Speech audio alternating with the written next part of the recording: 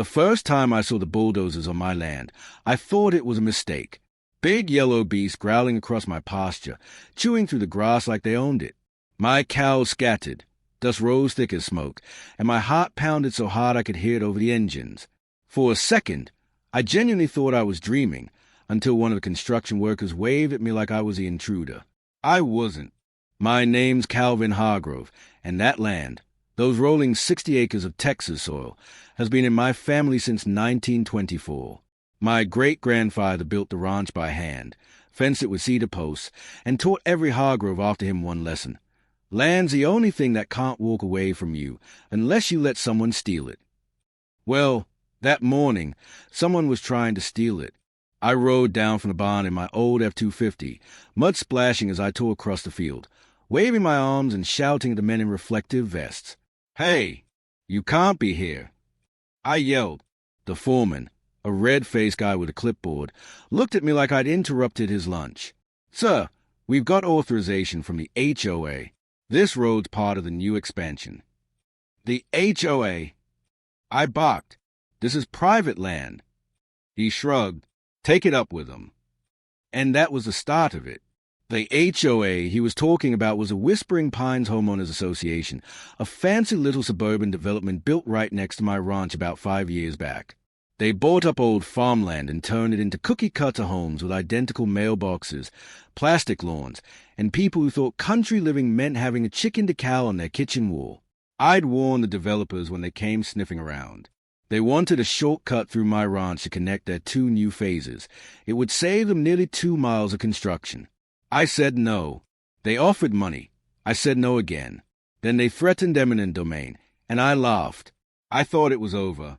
I was wrong. One Saturday morning, without a letter, a call, or so much as a knock on my door, they broke ground, cut straight through my north pasture, put down gravel, lined it with curbs, and in 3 weeks, a shining new road sliced my property in half. They called it Maple Run Drive. Like hell it was. At first, I thought it had to be illegal.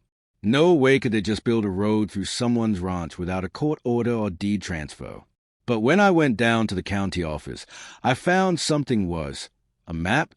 According to county records, a 5-acre strip of my land was listed as common access easement.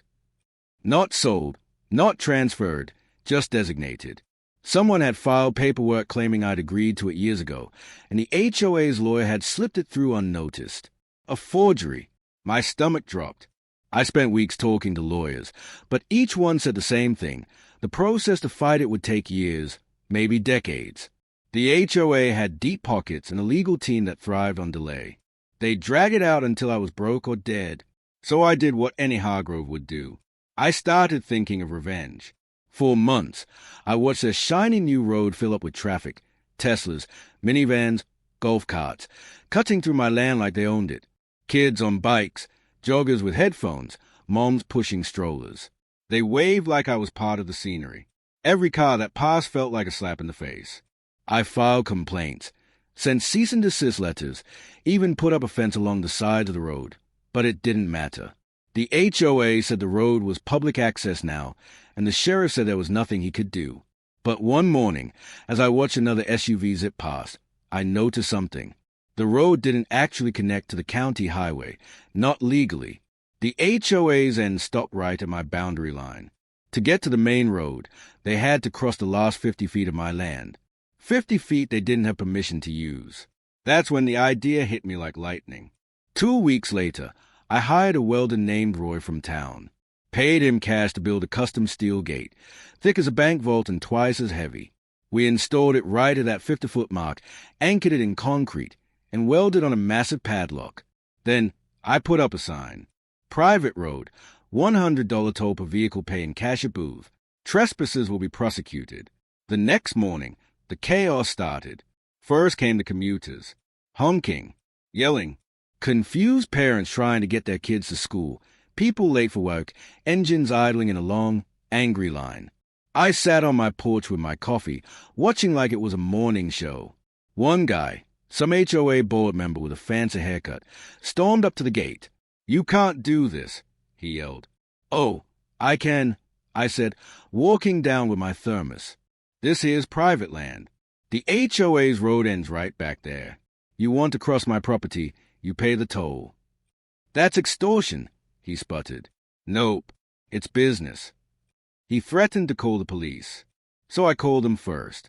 When the deputies showed up, they looked over the property line, the county maps, and my ownership deed. The lead officer scratched his chin and said, "Well, looks like Mr. Hargrove here is within his rights." That was a good day.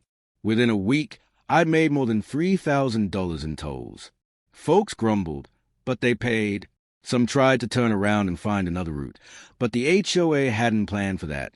The other exit was still under construction. The best part? Every cent of that toll went towards something special, a fund I labeled Operation Reclaim. But as satisfying as it was watching those smug suburbanites drop $100 bills into my cash box, it wasn't enough. I wanted more than revenge. I wanted them to feel what they'd done. The arrogance, the entitlement, the complete disregard for what's right. So I decided to turn the screws. I started charging different rates. Residents paid $100. Delivery trucks, $200. Construction vehicles, $300. But if you were polite, and I mean genuinely polite, I'd cut you a deal. Word spread fast. Neighbors started fighting each other, blaming the HOA board. Meetings got heated. One woman even tried to sue the HOA for negligent planning. And then came the cherry on top. The HOA president himself, a slick-talking lawyer named Franklin Decker. He showed up one afternoon in his polished black Escalade, looking like he was about to give a TED Talk. He offered me $10,000 to remove the gate. I told him I'd think about it, while counting toll money into a metal box right in front of him. That night, as the sun set and headlights blinked in the distance, I sat on my porch and watched a line of cars stretch all the way to the subdivision. Somewhere out there, people were cursing my name, calling me greedy, petty, insane. Maybe I was, but I was also winning. Still, a question burned in my mind. One I couldn't shake, no matter how many Chris hundreds I counted that week. How far would I go before this little game of revenge turned into something I couldn't undo? Because the HOA wasn't done fighting. And neither was I. The first sign of trouble came at sunrise. I woke up to the sound of heavy machinery again, that same low growl that had haunted me months ago. I grabbed my boots, stepped onto the porch, and there it was, a backhoe parked right in front of my toll gate, its bucket raised like a threat. Behind it stood a small crowd of HOA board members, cameras out, recording everything. At the front was Franklin Decker, that slick-haired lawyer with his permanent smake. "Morning, Calvin," he called. "We've got a court injunction. That gate's coming down." I walked toward him slow, calm as a man walking through minefield. "You've got paperwork saying you can cross my land." He flashed a piece of paper. "Temporary injunction. County judge says the road's public access until this case is resolved." "That right?" I said, leaning in close enough to smell his cologne, the kind of scent that tried too hard to smell expensive. "Funny thing, Franklin, that judge doesn't own a bulldozer." He frowned. "Meaning?" "Meaning the only way that gate's coming down is over my dead body." The workers hesitated. The backhoe's engine idled, rumbling like a restless bull. Franklin's smirk wavered for just a second. Then he turned to his crew and said, "Do it." When that bucket swung, I stepped in front of it. It stopped inches from my chest. The operator, some kid barely old enough to shave, froze, wide-eyed. "Sir, please." "You touch that gate, and you're trespassing," I said. "And I'll have every sheriff in this county here before you can say lawsuit." For a moment, the only sound was the engine and the wind. Then, sure enough, sirens wailed in the distance. Franklin's face fell as 3 sheriff's cruisers rolled up, dust trailing behind them. Deputy Collins, a friend of mine from way back, stepped out. "Morning, gentlemen," he said, resting a hand on his belt. "What's the problem here?" "This man is obstructing a public roadway," Franklin snapped. "We have an injunction." Collins took the paper, skimmed it, then looked at me. "Calvin, you see this?" "I see it," I said, "but that injunction doesn't give them permission to damage private property." Collins nodded slowly. "He's right. You boys can argue this in court. But no one's tearing anything down today. Franklin's mouth twitched. This isn't over. Oh, I'm counting on that, I said. That day was a victory. Small, temporary, but sweet. The HOA couldn't touch the gate until the case went to court, and that would take months. But I knew they were just regrouping. Franklin Decker wasn't the kind of man who accepted defeat quietly. And sure enough, within a week, they started playing dirty. First, it was the noise complaints. Every night, I'd hear cars revving outside my ranch, horns blaring, headlights flashing through my windows. The HOA had apparently authorized residents to stage a protest. People drove in circles, shouting, waving signs that said things like "End the toll tyranny" and "Free Maple Run." Then came the trash. Empty soda cans, fast food bags, even diapers started showing up on my fence line. Someone dumped an old mattress at my gate one morning, blocking the road completely. I called the sheriff again, but Collins just sighed. "We'll handle it, Cal. But you know how it goes. These HOA types love drama." Drama was an understatement. One night, I caught someone trying to cut through my fence on the south pasture, a back way around the toll gate. I chased them off with a spotlight, but the next morning I found tire tracks running straight across my grazing field. That's when I decided to hit back. If they wanted war, they'd get one. I installed cameras, motion sensors, and a pair of floodlights bright enough to scare coyotes from 3 counties over. I built a second gate on the back road they thought they could sneak through, this one with a steel keypad and a sign that read, "Private property. Trespassers will be billed $500 for access damage." And to make sure they got the message, I bought a small ad in the local newspaper. Notice, all vehicles using the unapproved section of Maple Run Drive are subject to toll and access fees under Texas private road law. Proceeds to support land restoration and legal costs. The next day, I had 30 voicemails, half threats, half apologies. But the one that stood out came from Franklin himself. "You think this is funny, Hargrove? You've made enemies in high places. You can't keep this up forever." I deleted it. Then I smiled. Months passed. The toll gate became local legend. Folks from other counties drove by just to see it. Some even took selfies, grinning beside the $100 sign. A YouTuber filmed a vlog about it. Texas rancher fights back against HOA tyranny, and it went viral. Suddenly, everyone was on my side. That's when Franklin made his final move. It started quietly, a letter from the county courthouse. Case number 22-417B. Whispering Pines HOA versus Calvin Hargrove. The HOA was suing me for willful obstruction of public infrastructure and loss of community access. They wanted $250,000 in damages and a court order to remove the gate permanently. I'll admit that one made my knees go weak. I wasn't rich. Every penny I had was tied up in land and cattle. Losing this case meant losing the ranch. But then I remembered my great-grandfather's words. Land's the only thing that can't walk away from you unless you let someone steal it. I wasn't about to let anyone steal it. Court day came hot and dry.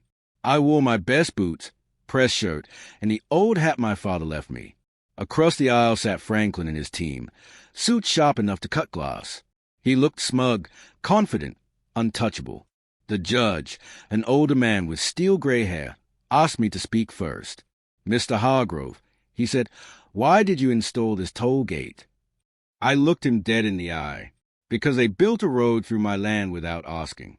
Because they forged a document saying I agreed to it. Because every man deserves a right to defend what's his. Franklin jumped in. "Your Honor, the HOA obtained that easement legally. The county approved it." I pulled out a folder. Not this version. They didn't. Inside were copies of the original land survey, my deed, and an expert analysis from a handwriting specialist proving the signature on the so-called easement agreement was a forgery. For a moment, the courtroom went still. Franklin's confidence cracked. The judge took a long look at the papers, then at Franklin. "Mr. Decker, were you aware this document was falsified?" Franklin stammered something about clerical errors and previous management, but the damage was done. When the gavel came down, it was like thunder. This court finds that the HOA constructed a road through private property without lawful authority. The easement is hereby voided. Mr. Hargrove retains full ownership and control of the land in question." I couldn't help it. I laughed out loud. The judge wasn't done. Furthermore, Whispering Pines HOA is ordered to compensate Mr. Hargrove for damages and legal fees. The road shall be closed pending negotiation or removal. I turned to Franklin and tipped my hat. Guess I'll keep my gate after all. After the ruling, reporters called, news vans showed up, and neighbors came by to shake my hand. But the victory wasn't just about money.